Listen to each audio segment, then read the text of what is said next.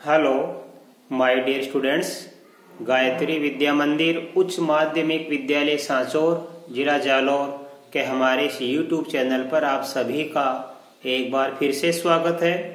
प्रिय विद्यार्थियों, मैं अनिल कुमार सोनी, कक्षा 10, विषय गणित, अध्याय 4, दो चरों का रेखीय समीकरण युग्म। इसका कल मैंने आपको बेसिक समझाया था। आज हम देखो दो चरों का रेखीय समीकरण युग्म मैंने एक ही उदाहरण बना के लिखा है। 3x + 2y - 5 = 0, 4x + 7y - 11 = 0। इस दो चरों के रेखीय समीकरण युग्म को आज हम तीन विधि से हल करना सीखेंगे। विलोपन विधि से, प्रतिस्थापन विधि से और वज्रगुणन विधि से। तो देखो तीनों ही विधि से मैं आपको आज हल करना सिखा रहा हूं। तो आज हम सबसे पहले इस समीकरण युग्म को विलोपन विधि से हल करना सीखेंगे। बच्चों देखिए कैसे करेंगे।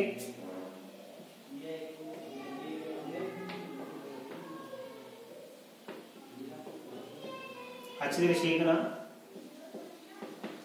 हम विलोपन विधि से इस समीकरण युग्म को हल करना सीखेंगे।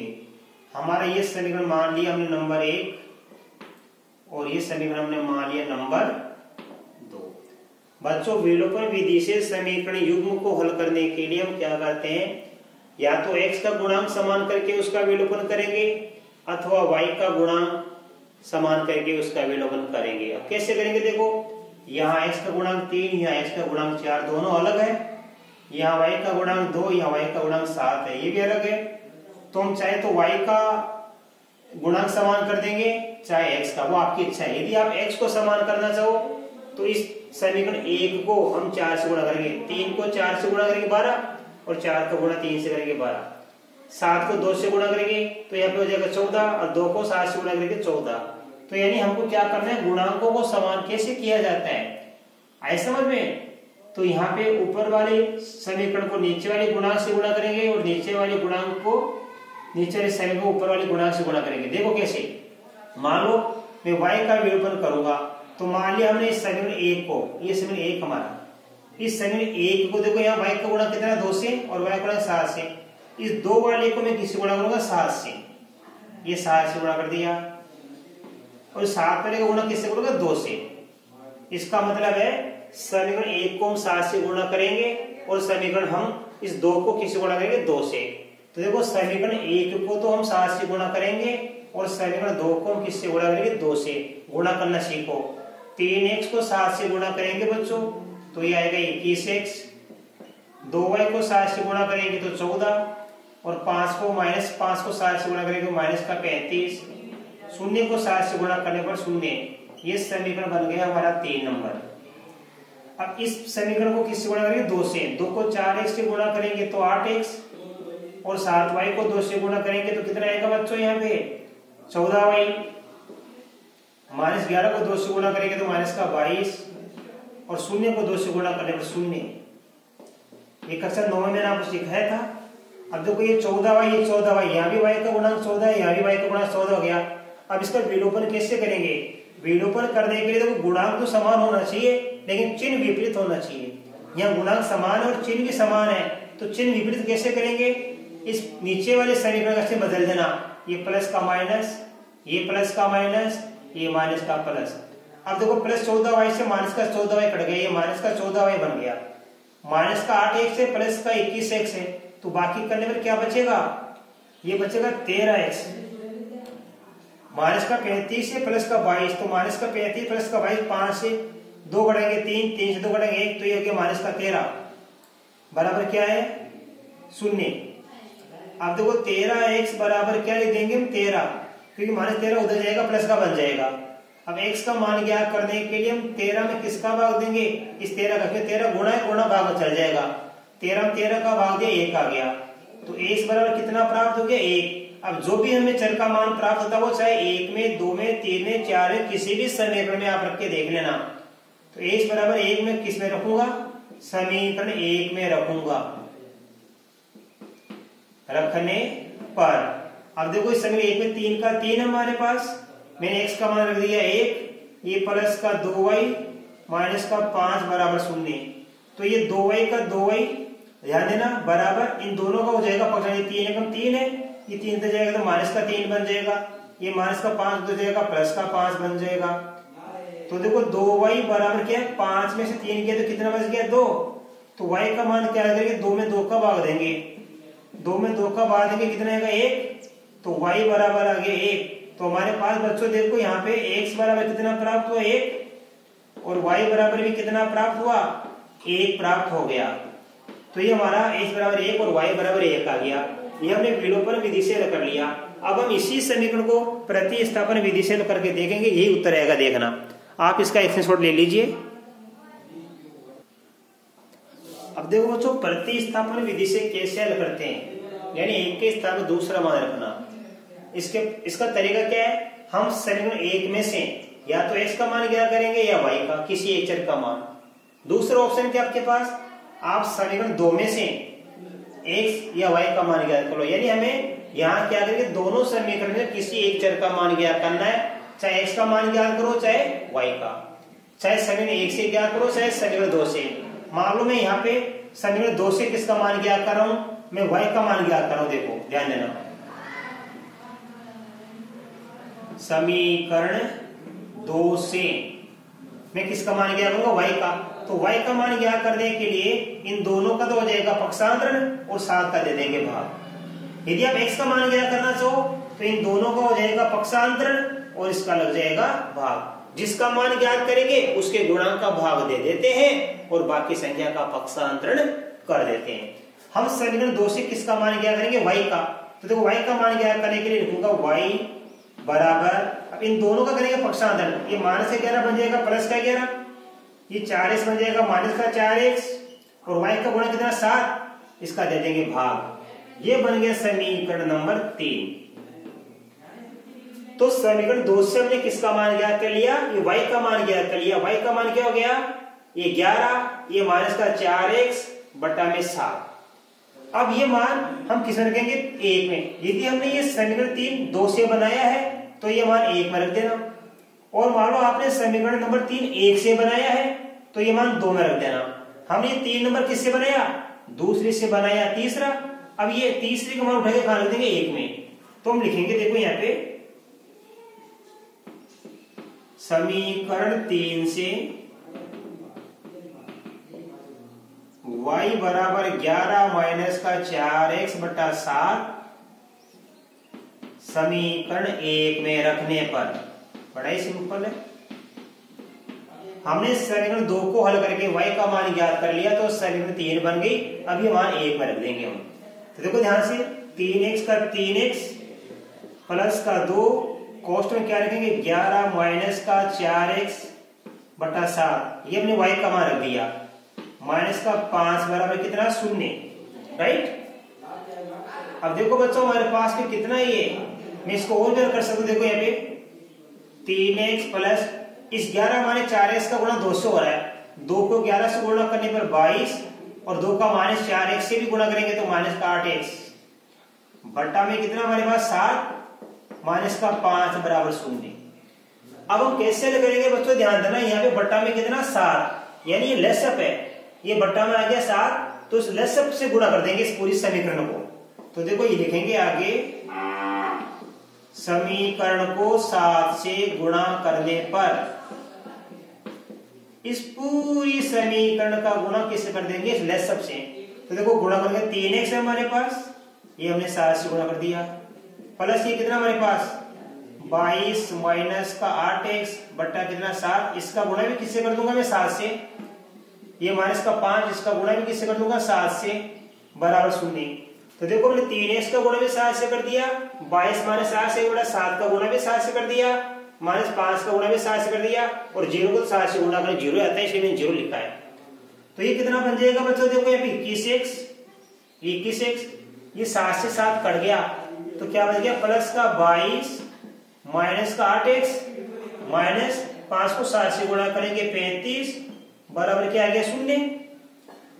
अब देखो बच्चों यहाँ पे हमारे पास क्या बन गया, 21x में से 8x घटाएंगे हम तो क्या बचेगा 13x, और 22 माइनस 35 कितना बचेगा 13 माइनस का बराबर 0। आगे करेंगे इसको तो 13x बराबर क्या हो जाएगा 13, ये माइनस का 13 इधर आएगा प्लस का बन जाएगा, तो x का मान ज्ञात करने के लिए 13 में किसका भागेंगे 13 का। ये क्या प्राप्त हो गया हमको x बराबर 1। अब ये x बराबर 1 किसमें रख देंगे वापस, हमें x का मान ज्ञात हो गया।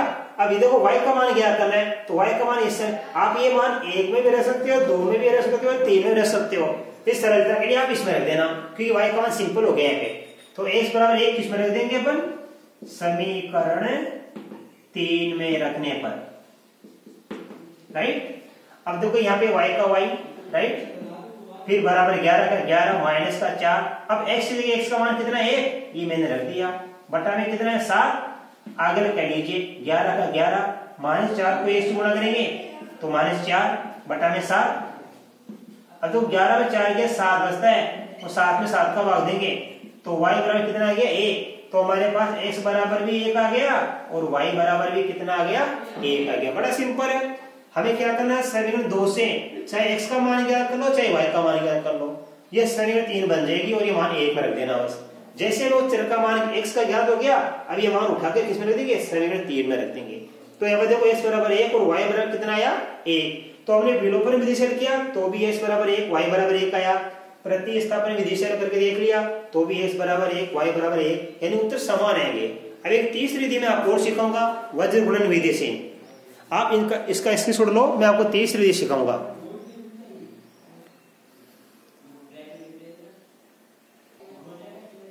अब देखो बच्चों, इसी समीकरण युग्म को अपन वज्र गुणन विधि से करके देखेंगे वज्र गुणन विधि कैसे होती है।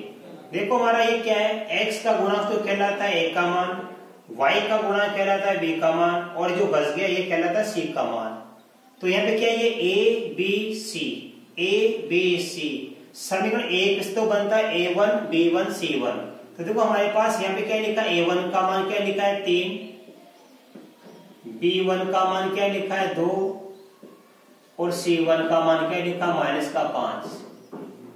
फिर यहाँ पे देखो ये नंबर 2 में a2 का मान क्या लिखा है 4 और ये b2 का मान क्या लिखा हमारे पास में 7 और c2 का मान लिखा -11, राइट। ये हमको पास a1 b1 c1 a1 b1 c1 और ये a2 b2 c2 का मान तो प्राप्त हो गया, आपको बता रखा मैंने।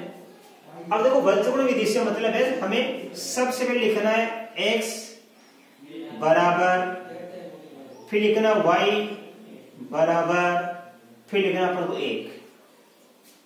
अब सूत्र क्या होगा, देखो x के बटा में भी कुछ लिखना हमको और y के बटा में भी कुछ लिखना हमको, यहां लगा तो आप, और 1 के बटा में भी हमको कुछ लिखना है। तो x बराबर y बराबर 1 लिखना सबसे पहले तरीका है, ये ट्रिक्स होती है। x बराबर y बराबर 1। अब देखो x के नीचे क्या लिखेंगे और y के नीचे क्या लिखेंगे और 1 के नीचे हम क्या लिखेंगे, सूत्र बन जाएगा। x के नीचे लिखेंगे, देखो यहाँ पे b1 c2 minus b2 c1, ठीक है। अब यहाँ पे क्या लिखेंगे, ध्यान देना, c1 a2 minus c2 a1, और यहाँ पे लिखेंगे हम a1 b2 minus a2 b1। ये आपको एक सूत्र है, ये हमारा क्या वज्र गुणन विधि का क्या है, ये सूत्र याद करना है। x बटा क्या लिखना हमको, ये x बटा में लिखना हमको, ध्यान देना, b1 c2 minus b2 c1, y के नीचे लिखना c1 a2 minus c2 a1, और यहाँ पे 1 के नीचे लिखना a1 b2 minus a2 b1। अभी कैसे आता है मैं आपको तरीका सिखा रहा हूँ, देखो ध्यान से। हमारे पास क्या होता है कि a b c 3 मान है, a b c 3 मान है, राइट। हम शुरुआत कहां से करेंगे, यहां से 20, शुरुआत कहां से करेंगे 20 से, b फिर c। तो देखो कैसे करेंगे, ध्यान देना, ये bc है, अच्छे से समझना। जैसे मानो मैंने लिख दिया x, फिर बराबर लिख दिया मैंने y, फिर बराबर दिया मैंने 1, तो सब देखो यहाँ पे x से क्या लिखेंगे bc माइनस bc, ठीक है। अब ये b से शुरू है, c पे खत्म हो रहा है, अब हम क्या बढ़ेंगे ca, तो यहां लिखेंगे, देखो bc माइनस bc लिख दिया, इस c पे खत्म हो रहा है, c पे खत्म हो गया, c से चालू कर दो, ca माइनस ca। अब a पे खत्म हो गया तो आप a से चालू कर दो, ab माइनस ab। तो यहाँ पे क्या आएगा BC, यहाँ आएगा CA और यहाँ आएगा AB। देखो ये ABC, यहाँ शुरू करना BC, ये रहा BC, फिर CA, ये रहा CA, फिर AB, ये क्रम चलता है। पहले B से C की तरफ चलो आप, ये रहा BC, फिर C से A की तरफ आओ, ये CA, फिर A से B की तरफ। तो देखो यहाँ पे हमने B से शुरू किया और B पे खत्म हो गया।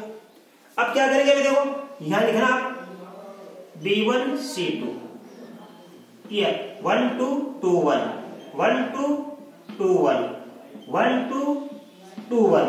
तो ये आपका सूत्र बन जाता है। ये इस प्रकार ये सूत्र आपको याद करना, बच्चों प्रैक्टिस करना, इसके लिख लिख के आपको याद हो जाएगी ट्रिक्स जो मैंने सिखाई आपको। अब देखो इसको कैसे करेंगे अपन, अच्छे से समझना। हमें मान को लिखना अपने यथास्थान पर।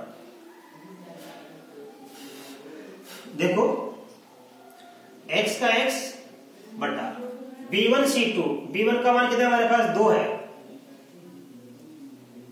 ये लो B1 का मान 2 है, गुणा C2 का मान कितना -11, ये -11, ये घटाने का चिन्ह लगा दिया मैंने माइनस। अब B2 का मान कितना 7 और C1 का मान कितना -5, ये लो बराबर ये y C1 A2 का मान कितना -5 और A2 का मान कितना 4। अब ये घटाने का चिन्ह लगा दिया मैंने, घटाने का चिन्ह। अब C2 का मान -11 और गुणा A1 का मान कितना 3, ठीक है। बराबर में क्या लिखेंगे 1। अब लिखेंगे A1 B2 का गुणा, तो A1 ये रहा 3 और B2 का मान कितना 7, ये घटाने का चिन्ह लगा दिया, घटाने का चिन्ह। फिर A2 का मान कितना हमारे पास, देखो ये देखा ना, A2 का गुणा B1 से, A2 का मान 4 है और B1 का मान कितना 2 है, ये 2। हमने B2 का मान कितना लिख दिया यहाँ पे, ये लिखा हमने। अच्छे से देखो यहाँ पे A1 का मान हमने कितना लिखा है यहाँ पे, A1 का मान 3, B2 का मान 7। फिर देखो यहाँ पे A2 का मान कितना हमारे पास 4 है, राइट। और यहाँ पे लिखा है B1 और B1 का मान कितना 2 है। अब इसको कर लेंगे, देखो अपन x का x माइनस को 11 2 से गुणा करेंगे माइनस का 22, ये माइनस को माइनस बन जाएगा प्लस का 35 बराबर y, ये माइनस का 5 चौके 20। अब ये माइनस को माइनस बन जाएगा प्लस, 11 को 3 से गुणा करेंगे कितना आएगा 33 बराबर 1/7 या 21 माइनस 4 दूनी 8। तो देखो क्या बन जाएगा, ये x बटा 35 प्लस का 22 माइनस का, तो 13 बच जाएगा प्लस का। देखो y बटा माइनस का 20 है प्लस का 33 है, तो यहाँ भी प्लस का 13 बच जाएगा।